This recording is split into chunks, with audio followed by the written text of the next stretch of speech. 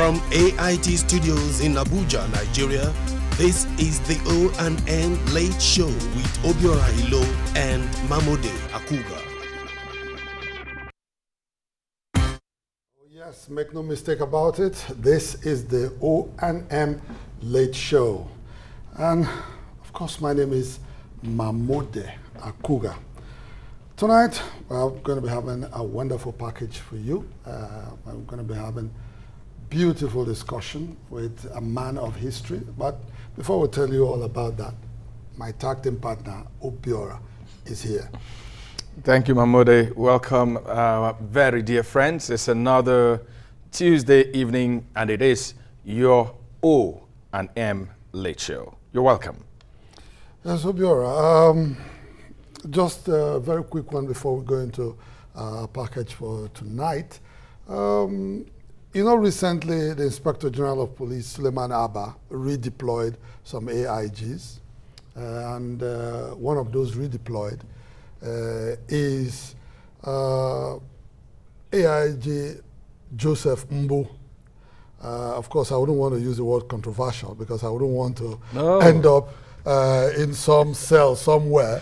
He doesn't like to be called controversial. He doesn't like to be called controversial. And I'm not sure he's controversial, really. Well, but I think that somehow just getting into Lagos, he's gotten into some kind of controversy already. And of course, it has to do with the arrest of some toll plaza officials who were trying to process his vehicles, or the vehicles in his convoy that were trying to go through the toll. And then they were somehow wasted his time and had him a little bit delayed at the toll plaza. And for that, they were whisked away and taken to the Maracay police station. Well, the company says the video footage didn't show that his time was wasted. Yes. They were courteous to him. The officials behaved themselves.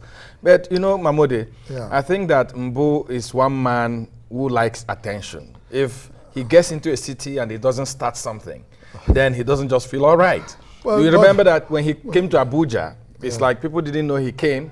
They had to arrest our own man, Amechi Anakwe. And then he got into Lagos.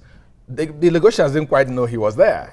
So he needed to make some points. At least they know he's there now. Now everyone knows he's there. The Oba is saying you can't intimidate us. Lagos is not Port Harcourt. Lagos is not Port Harcourt. That must be a hell of a cop, But having said all that, Obiora, I think it's fair. Vehicles of security agencies, Nigerian police, army, and all that, are exempted from paying at the tolls. They said they were not asking for money. They said they needed to process his vehicle and process the other vehicles individually for their records to be correct. I mean, to be straightened. Since that place was already concessioned out to a private firm. And I don't know why anyone would be in such a hurry. And even if he was angry with anything, did he have to, throw them into jail? Well, a lot of people are already questioning why those redeployments just before elections. Well, that's a matter for another day. Well, but just this evening, very sad story came out, and this has to do with the burning alive of the Jordanian pilot. Jordan has confirmed that. Earlier on in the day, Muaz Kasabe, that is the pilot who was taken as hostage by ISIS, has been burned alive. Despite all the negotiations, all the attempts to try to free him and get him back to his country, all that did not succeed. The young man. ISIS. I don't know what the point ISIS is trying to prove. When I think about it, I wonder what drives them. Look at what happened with the Japanese photographer, the cameraman. Yes. All the appeals, the negotiations, the way it was described by the news organizations, including our own news organization, was his body was decapitated. Exactly. That was the word that was used. Yes. And then I don't know whether because this pilot was a Muslim or an Arab or what, I don't know what, they which put crime. They put him in a cage. Put him in a cage? And, and then lit him up. Yes. Our hearts go out to the families of and the wife of these who's victims. been on the internet, oh my God, pleading, begging, several days now. I don't know what drives them, and this kind of behavior has become a global behavior, and then some other smaller terrorist organization will copy from them. And that's what we see every day, and it's quite sad. Obiora, later on in the program today, we'll have an opportunity to x-ray what leads to this type of behavior and this type of conflict and possible ways to resolve this type of global conflicts, terrorism, worldwide. And of course, that's when the very revered scholar and diplomat, Professor Ibrahim Gambari, will be joining us to talk about his career at the UN, his career as Foreign Affairs Minister, and all those wonderful books he has written that have touched on security, touched on the politics of foreign affairs and all that. He'll be with us in a moment. Yes, when, of course, we invite him on set later. And we will also proceed to the sofa to talk to a young man. A very young man, one of the most sought after comedians in the federal capital. He's called a doctor. We're talking about how he got that doctorate degree tonight. He's Ayuba Ayuba. He's already seated. As usual, he's always wearing this suit and this tie and all that. These comedians are changing. Well, it's corporate business now, really. We'll just take a quick break, and when we come back, we will be talking to Professor Ibrahim Gambari. Don't go away.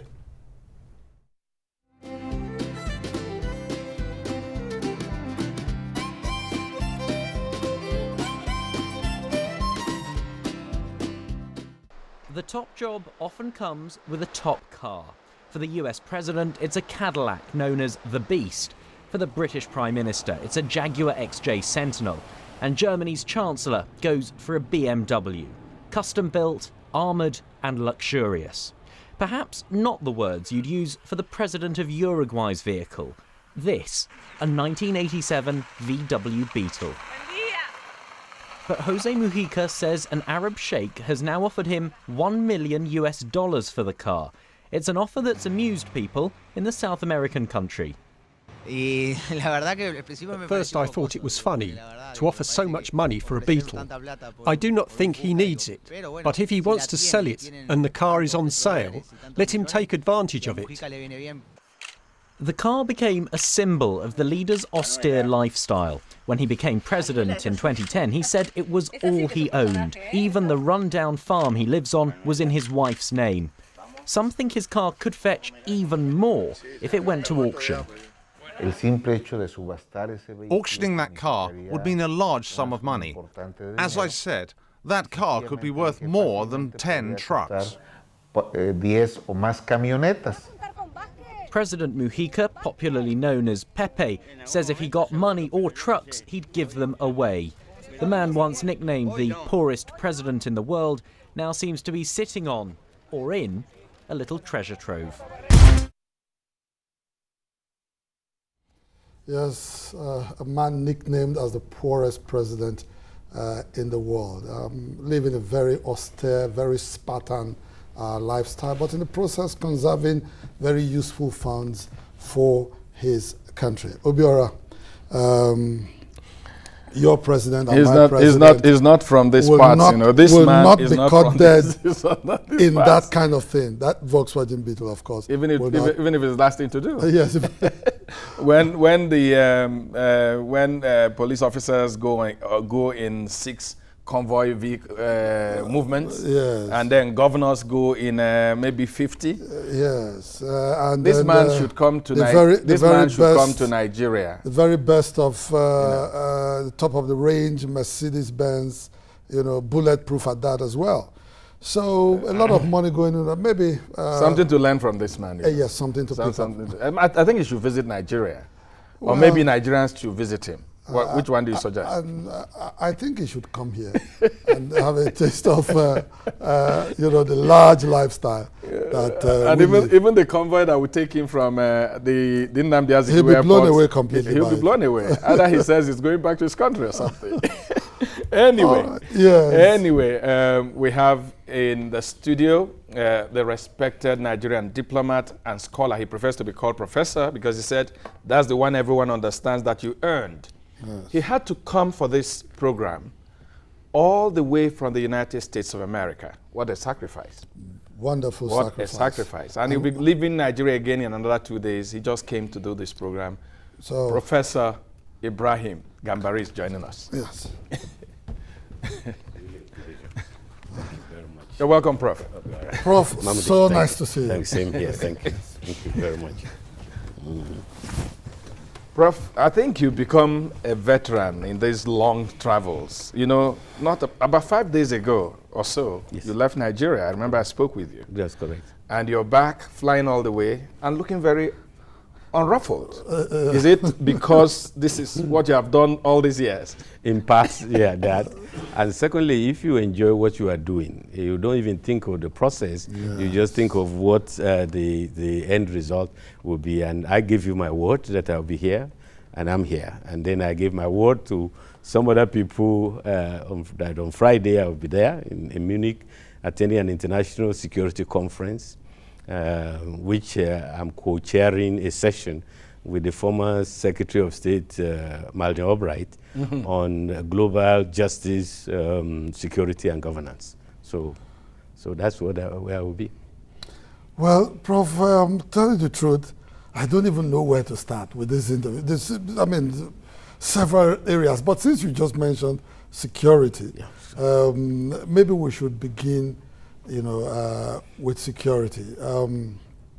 You led so many United Nations, security missions, conflict resolutions to Sudan, Darfur, and some other places. Let's bring it back home. What is happening in Nigeria? The kind of security challenge that we currently have in Nigeria. With Boko Haram and all that. What is the way out? Well, there's no simple solution. Before the end of the Cold War, most of the conflicts in the world were interstate, with defined boundaries, with regular armies. But after the end of the Cold War, in the 1990s, you have more intrastate conflicts than interstate conflict, which means you have irregular armies, undefined boundaries, and after the 9/11, the attack on the United States, yes, by terrorists, it's almost like a whole new architecture of security, in which terrorism that knows no boundaries, that respects no authority, has become a major scourge. No country in the world on their own can defeat terrorism because it's a global threat. But every country has to have their own national plan of action on how to deal with terrorism. And in Nigeria, one of the things that was regrettable is that in 1984, December, Nigeria signed a quadripartite security agreement with our Western neighbors. We call it quadripartite with Nigeria, Benin, Togo, and Ghana. We should have extended that security arrangement to our northern neighbors, Chad, Niger, and to our eastern neighbor, that is Cameroon. At that time, the challenges were drug trafficking, currency trafficking, human trafficking. Nice. But now, at the time when the challenges are bigger and more fierce, we didn't have the kind of arrangement that we should have had in place. But it's never too late. So that's one aspect. And the second aspect is that in tackling terrorism, you have to drain the swamp. You have to, in other words, the fighter ground from which people recruit unemployed youths and others to do very, very bad things. And so it has to be a combination of draining the swamps and also having as much of an overwhelming force in order to defeat terrorism and also have arrangements with neighboring countries that are very essential to defeat what has become a global threat. Yes, maybe let me follow up on Prof a little bit on that. You talked about the neighboring countries, joining hands together. We've had situations, even in combating Boko Haram, where Nigeria has had disagreements with neighbors like Cameroon over fighting and trying to contain, Boko Haram. Now, how do you manage that, melange of several countries trying to fight one threat? I mean, you were twice chairman of Security Council at the UN. Yes. So how do you put together the countries? Well, you try to define common interests to the extent that they are common, and you fight it proceed in a common way. You cannot have complete identity of views because we are different countries.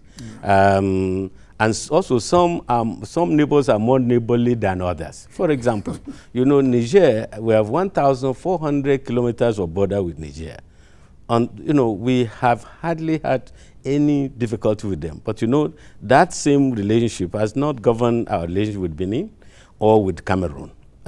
So you define the common interests to the extent that they are common, and those with whom you have developed a common worldview, you have cooperation over the years, and you build on that. So that is very important. It's not too late. It's a bit unfortunate also in a sense that a country like Nigeria, that we were the go-to country to solve other people's problems in our sub-region, is a sense of pride for us that today there will be no Sierra Leone, there will be no Liberia as we know it, but for the sacrifice Nigeria has made as a peacemaker. And beyond that, we've been in Cambodia, we've been in Bosnia, Congo, we have been in the Congo, we have been in Somalia, the Americans lost, I believe, 17 soldiers in Somalia and said, never again will an American serviceman die in a conflict in Africa.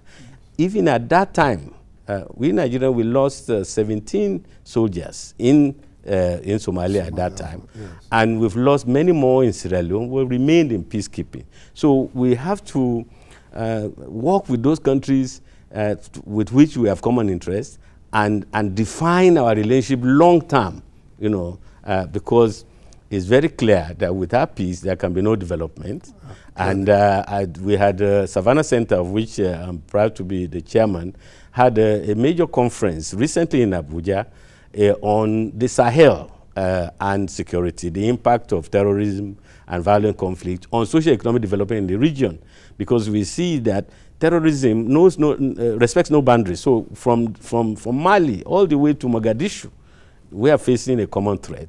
And unless they are dealt with properly, then we'll be using scarce resources to fight this scourge that's with us. Okay, Prof,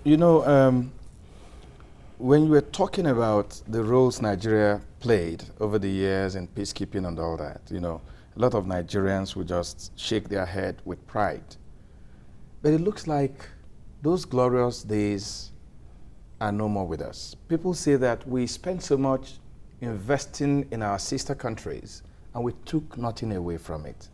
What went wrong? And secondly, here is an election in Nigeria, and no candidate is talking about foreign policy and foreign relations. And we want to buy arms and we're not supported, and nobody's talking about foreign relations. I ask again, what is going wrong with our foreign policy? Well, there are two aspects.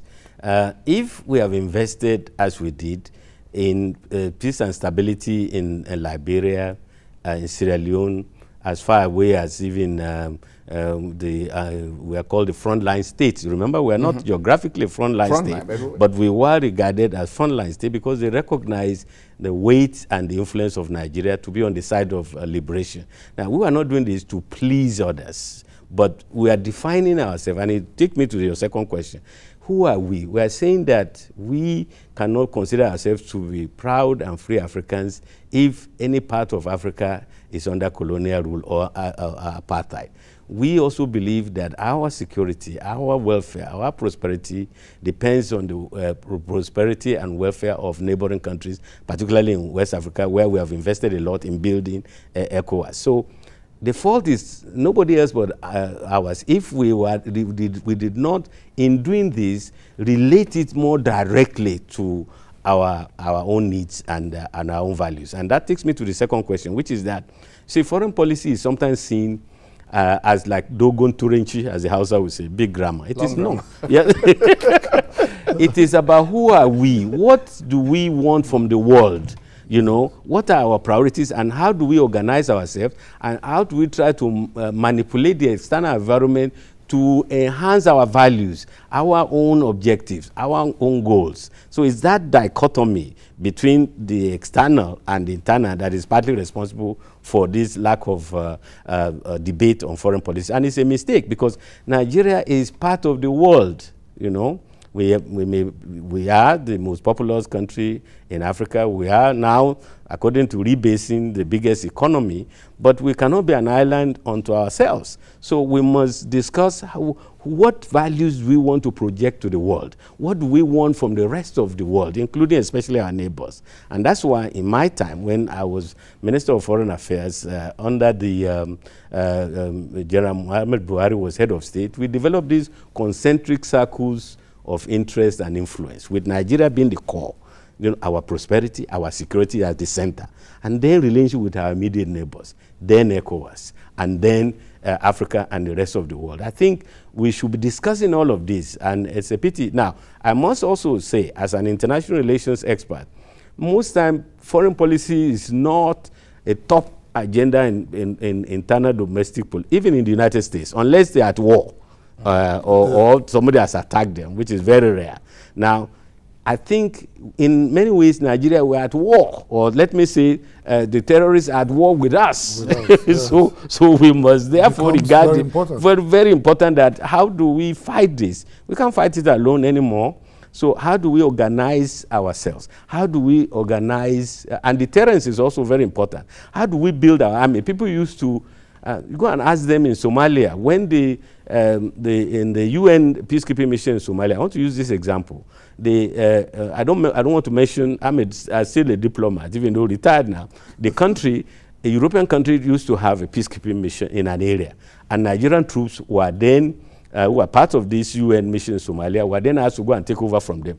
You know what the Somalis told them? He said, you know, these people who are leaving used to pay us. They used to pay us protection money. So they were asking the Nigerian soldiers to, they said, protection money, not on your life. They refused. And they killed some Nigerians. But then when the Nigerian soldiers professionally retaliated, when they hear the name Nigerian soldiers, they run. So that's part of deterrence. You build your capacity so as to deter others from even thinking, you know, of attacking you. That's part of foreign policy. That's part of your security and defense policies. And how you relate to the rest of the world. What is important to you? How do you deal with the African countries as core constituency, non-aligned movement, the group of 77? These are the things. Why are we not part of BRICS? You know, you know, Brazil, Russia, India, China, you know, South Africa. Because by coming together in that group, you are also telling the world that you have special interest, you have peculiarities, what you require from the rest of the world, and what the rest of the world can also benefit from you. So the long answer to your short question is that this disjoint, linking the domestic from the foreign is a mistake. And even at this late stage, we hope that the principal candidates will have a session at least devoted on foreign policy. But, you know, having said that about foreign policy, I'm probably looking at the possibility of having a session for, you know, the candidates. What is the domestic politics that governs the fashioning of Nigeria's foreign policy? I mean, we're a very complex state, you know. So, yes, what is the domestic politics? I'm glad, and you're taking me back to my PhD dissertation. I won't tell you the year so that you don't know how old I am. But the topic was domestic sources. I know it's 1974. Yes,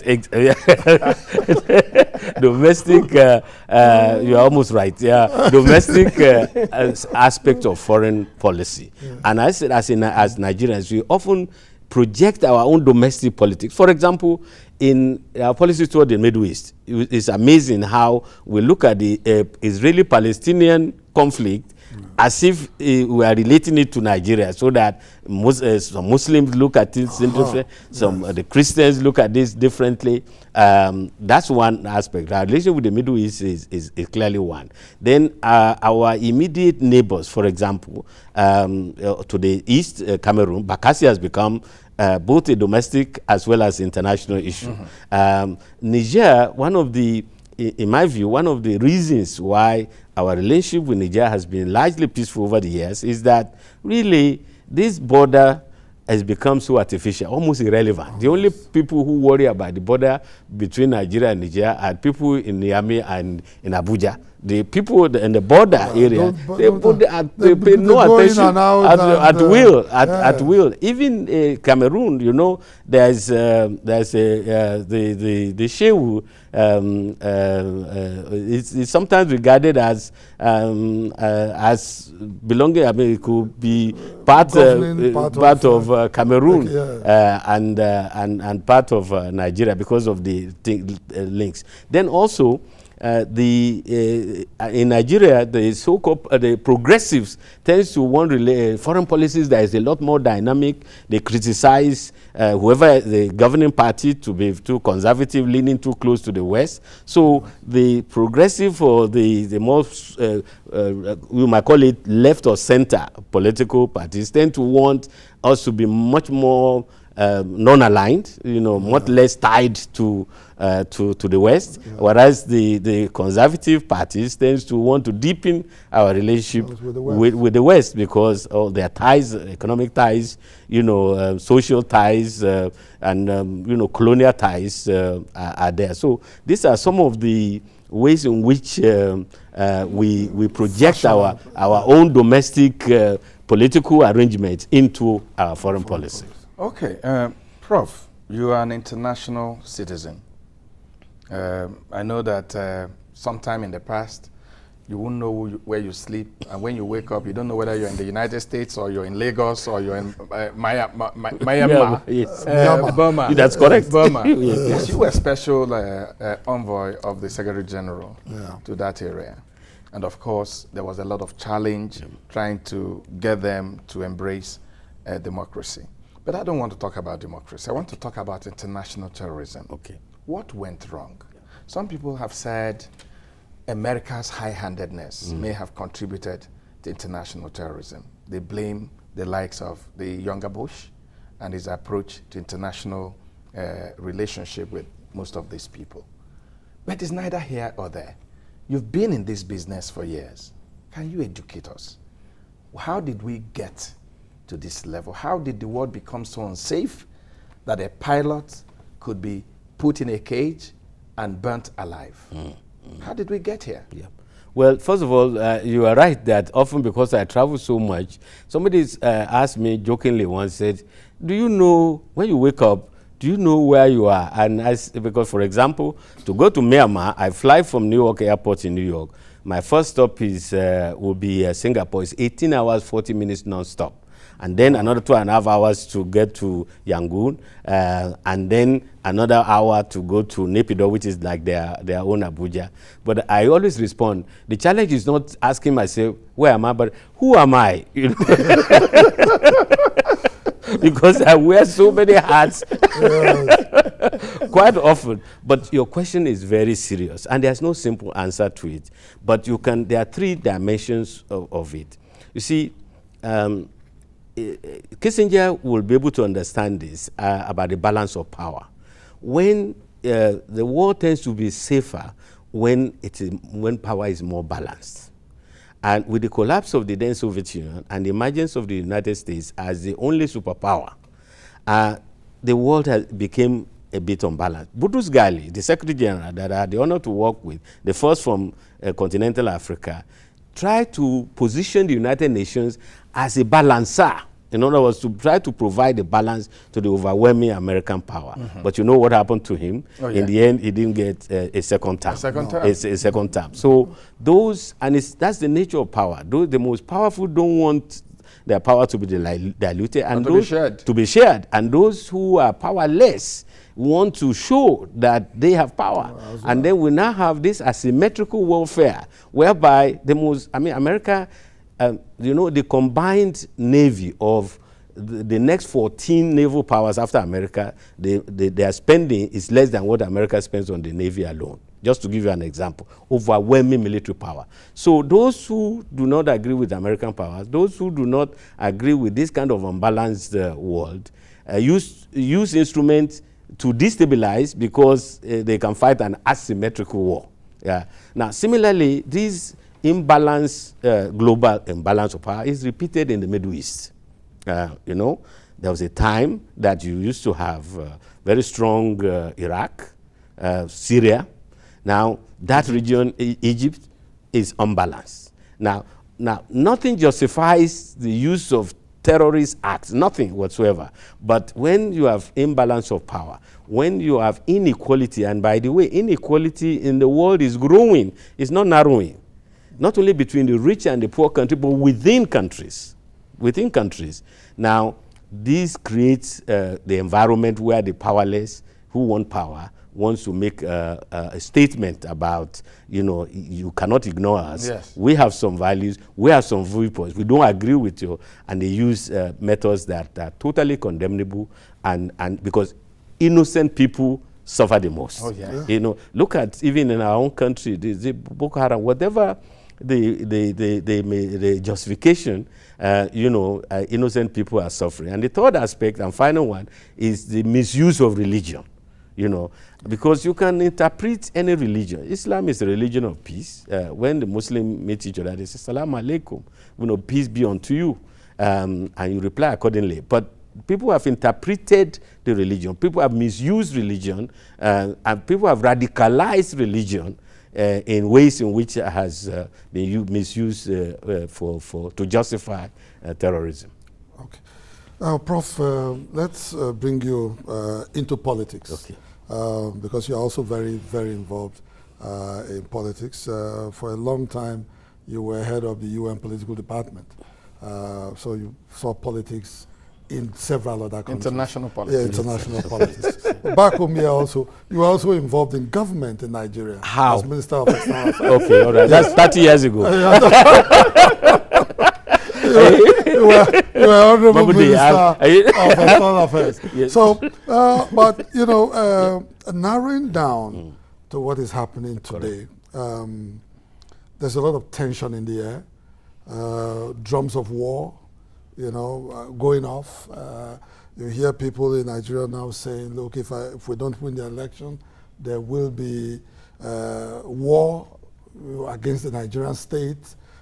People saying, look, if I don't win the next election, the baboon and the dogs will be soaked in blood. And there's so much talk of, and the threat of violence and war, all from people who just want to take political power.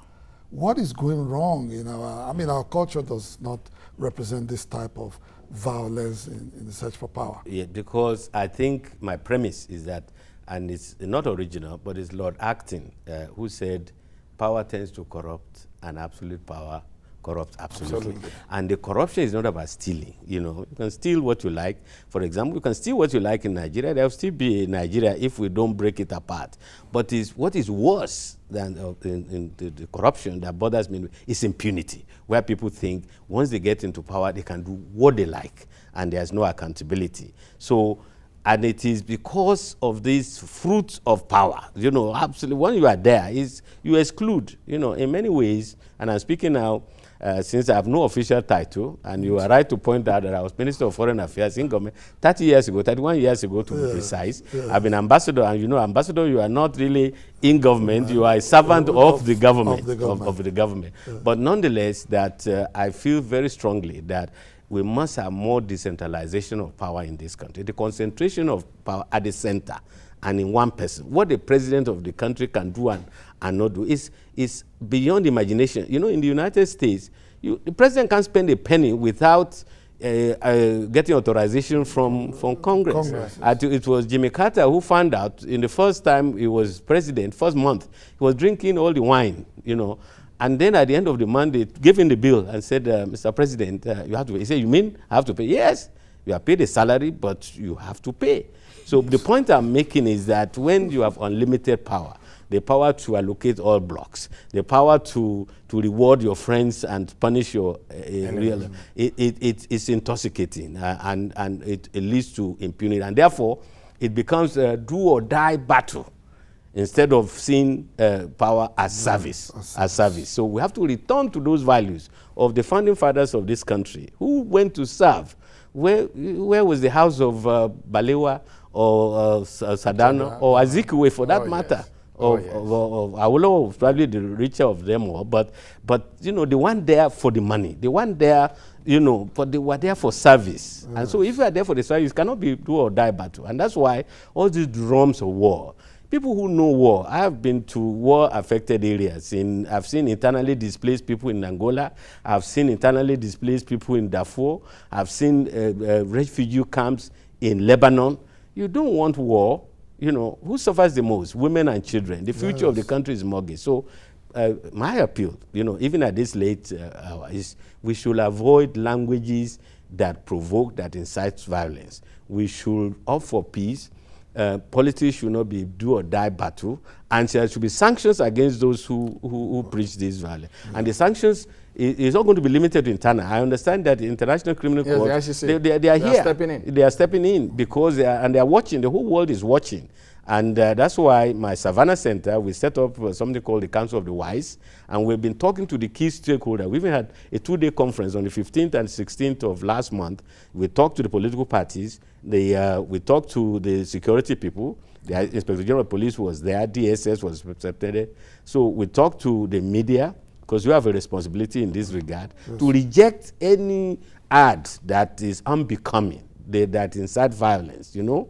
I know, you know, private media is there for the money, but there are some basic social responsibilities. So I condemn in the strongest term the resort to threats, the resort to violence, because Nigeria is a potentially great and powerful country, but we can only achieve this with peace and with free and fair election, that those who come to power reflect our wish of the people, rather than the boast, as was a time, a political party in this country, but we are going to be ruling for 60 years. That's absurd. Or there is no vacancy in, after all, the Constitution creates a vacancy every 4 years. That's why we have an electoral commission. Because if there are no vacancy, why do we have an electoral commission? Why do we have a constitution? You know? So these are the things that are very important, and I believe you, the media, we, the people of Nigeria, the civil society, the political parties have huge responsibilities in this regard. Okay, we almost getting to the end of our conversation. So soon? But Prof, let me ask you that question you ask yourself when you wake up. Who are you? I didn't think you would take me up on that. No, because when you look at the titles I've held in this country and abroad, Minister of Foreign Affairs, Director General, Institute of International Affairs, you know, Ambassador to the UN for 10 years, unprecedented, absolutely, with 5 heads of state and 7 foreign ministers, 8 if you count the Kiwachuko twice, because he was twice my foreign minister during this period. Under Secretary General of the UN, Special Envoy to Angola, Myanmar, Iraq, and so on. But very seriously, I regard myself really, you know, and not being unduly modest, as just a teacher by training and a diplomat by accident. Prolonged accident. It's very prolonged. But an accident, not because I didn't start out to become a diplomat. I just trained to, as you know, read my dissertation, you know, taught in the universities in the United States, back in Nigeria, Ahmadu Bello University, and I thought the highest position I aspired to was to be head of the Institute of International Affairs, which I was for only 3 months, 4 months, before one thing led to another. And that's one lesson. This is that just, you know, work hard, particularly to the young people, work hard, be focused, you know, and take advantage of any opportunity that comes your way. So I'm still just Ibrahim Gambari, born in Ilorin in Kwara State, and I've been very privileged to have had the honor of serving my country and also the United Nations, because I don't think there's a nobler role than to be an agent to make peace you know, for in other parts of the world. In Angola, I was the last special representative of the Secretary General. Not a single shot has been fired in violation of the ceasefire that I supervised there since then. Myanmar is on the road. There's been some conspicuous failures. Iraq is still at war, but then that is the responsibility for all of us. Well, I think it's been a wonderful pleasure talking with this teacher and diplomat by accident. Anyway, when you come on our show, we have a little gift for you. Thank you. And this is very, very important for us because this mug is going to go all over the world Around with the you. world with you. Wow. Thank you so much. Thank you very, very much. Thank you very much. Prof, thank you very thank you so much for coming. Thank you very much. It's good to see you. Thank you, sir. Good to Thank you, sir. I would drink a lot of tea with you. Thank you. All right, when we come back, we're going to be talking to the doctor. Don't go away. Good luck. Ebele Jonathan. He assumed office with a vision and a dogged determination to make a difference. Despite daunting challenges which could have destabilized our renewed march to greatness, he has remained steadfast in his quest to deliver the dividends of democracy to all Nigerians. All around us, evidence abound that he is working and enriching the lives of millions of our countrymen and women. Because he is humble and filled with love for our country, he has refused to be distracted. He is the first president of Nigeria to give a documented account of his achievements, and these are yet to be disputed. If he has been able to do so much in just 4 years, let's imagine what he can do with 4 more. Think Nigeria. Vote good luck. This message is brought to you by the Wind of Hope. Sit down, sit down, sit down, good luck, sit down there, sit down, sit down. Now beg we the beg, oh, sit down, sit down, sit down, good luck, sit down there, sit down, sit down, sit down. Now your seat, oh, sit down. 1957, kamo kwa boyesi. So one day chika iga watana muka bukwesi we. Masi good luck, transformation agenda. Unafugo kwa no manda. Oya check your calendar. Sit down, sit down, sit down, good luck, sit down there, sit down, sit down. Now beg we the beg, oh, sit down, sit down, sit down, good luck, sit down there, sit down, sit down, sit down. Now your seat, oh, sit down. Vote Good Luck Jonathan for president. Vote PDP. This message is brought to you by Directorate of Media and Publicity, PDP Presidential Campaign Organization.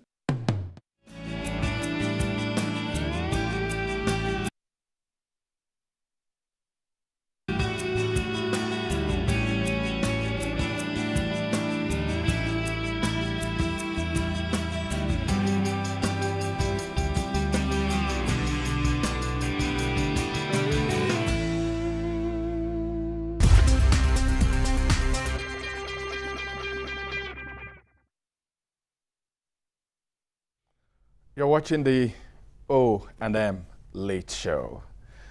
And joining us is the Dr. Ayuba Ayuba.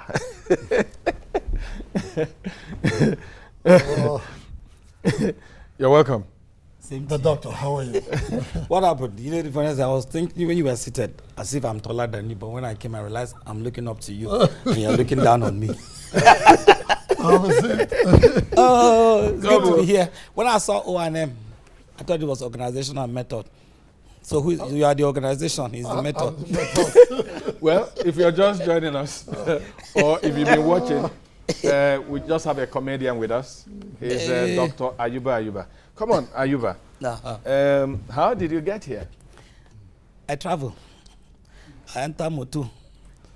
Okay. Come here. That's not what I'm asking. Okay. How did you become Ayuba Ayuba? Okay. You know, I have two names. The doctor. I have two names. Okay. The one that is in my certificate. You know, I have all my certificates, no affidavits. Okay. All of them are at home. In case you want to follow me at home, I'll show you. Then. You're not contesting now. You don't need the certificate. I don't know when they will ask for it. Maybe as they go home, police. Because some people are always asking for things that are not. So I don't know when they will say present it. So I'll be ready. Then I get one way. If you call me and I see a lot, I'll tell you that is the name. Well, my name is Substance Ayuba. And Substance Ayuba is from UK, United Kaduna, which is just about 2 hours from Abuja here. You don't need a visa to go there. And but they call me Dr. Ayuba. And people keep asking, why are you called a doctor? I said, simple. I was also asking. Simple. Every comedian is more like a doctor. Because what we do is to give effective anesthesia to the kind of problems everybody has so that he forgets the problem and think of moving further. And that is why we are more of doctors. Are you a pediatrician or a gynecologist? Well, or? My own is general practice. So, other doctor comedians could be on a specific field and everything. But interestingly, it's been good, being a comedian. Ayuba, can we have a decent conversation?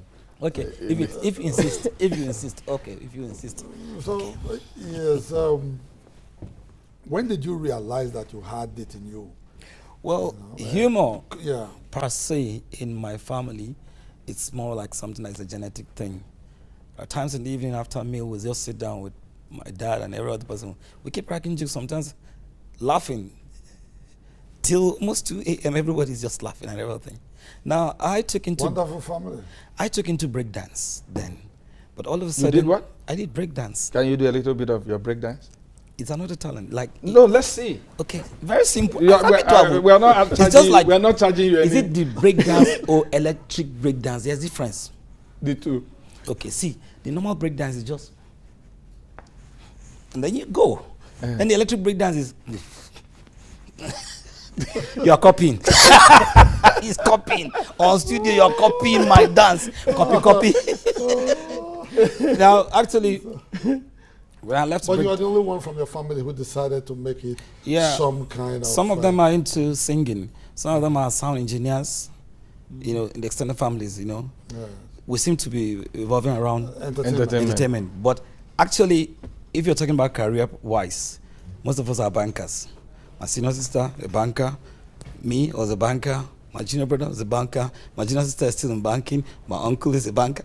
Most of us are into banking. And you're also in banking because you bank your money. I left you banking. Make from comedy. I left banking 2004. No, he just told us that he loves a lot.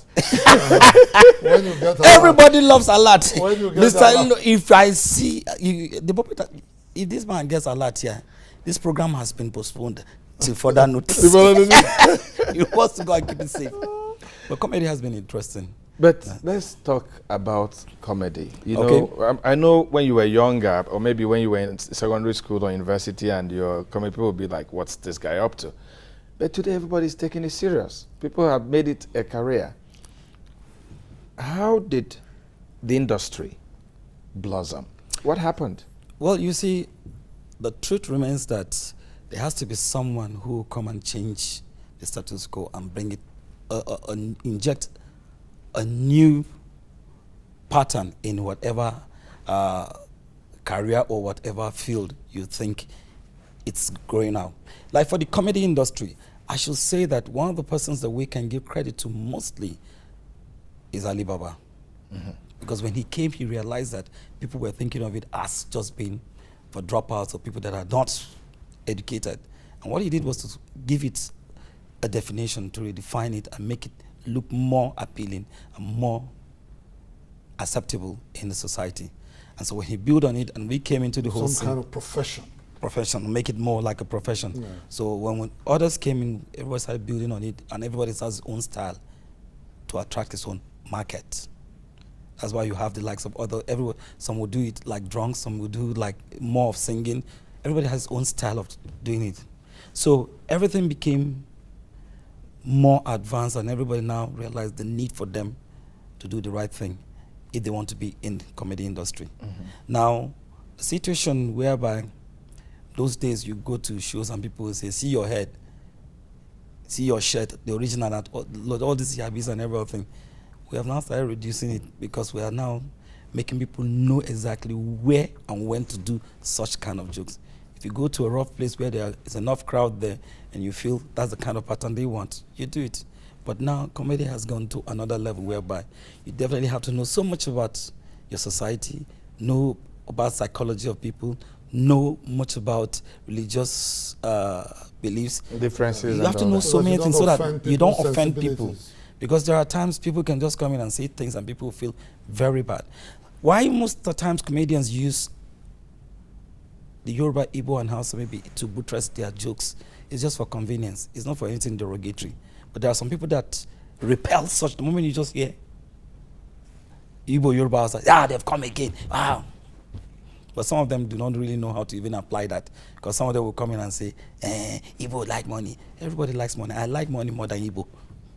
I like money more than Igbo people. Me, I like money more than Igbo. They will say Yoruba, they fear. You're also the president of the association of... Abuja body of comedians. What are you guys trying to do with that body? Now, the very essence, because they said, let's use the word Alibaba planted, we are watering. Now, the very essence of coming together is to want to see we bring professionals out of comedians. That when you go to a church setting, you can do clean jokes and everybody will say, this is good. When you go to a kind of intellectual environment, you do jokes that people will say, no, this person is seasoned. We want a situation whereby you don't go in and offend people because you do not know what to do. So we are doing more of capacity building, trying to make sure the comedians know their onions, know the psychology. Because sometimes we'll tell comedians, learn about culture. They call you for a northern event. You don't really know so much about their culture. There are things you may not be allowed to do there. So you need to know all these things. So we're coming to want to teach ourselves all these things, to want to improve better how to even communicate. Because as comedians, we are more of tools for communication, because every week we have an event we have to attend. Okay. Ayuba, we are grateful you were able to make it. And when you get this doctor thing, get one for me. I'm interested. It's very simple. It's very simple. We have a mug for you, Ayuba. You see, the thing, we are in a cashless society. We have to do everything e-based. Send it to my account. Send the cup to my account. Please, just for you to remember that you were on the O&M Late Show. I like O&M. It's a good show. I will come back again. Whether you like it or yes, I will come back. You will. I will come back here. Thank you so much. O&M. Thank you. Bless you. All right. Yeah, Felix. Right. What a show. What a show. We've come to the end. Yeah, sure. And of course, it was a wonderful one, especially having so much insight with Professor Gambari. And the time looks so short. So short. Why is everybody saying the time is so short? Well, you know, but for people like Professor Gambari, there's so much to talk about. Well, we didn't even scratch the surface. Yeah. Okay, that's our program for today from Abuja, Nigeria. I am Obiora Ilo. And I am Mahmoud Akuga. See you again Friday night at 11 p.m. Bye for now.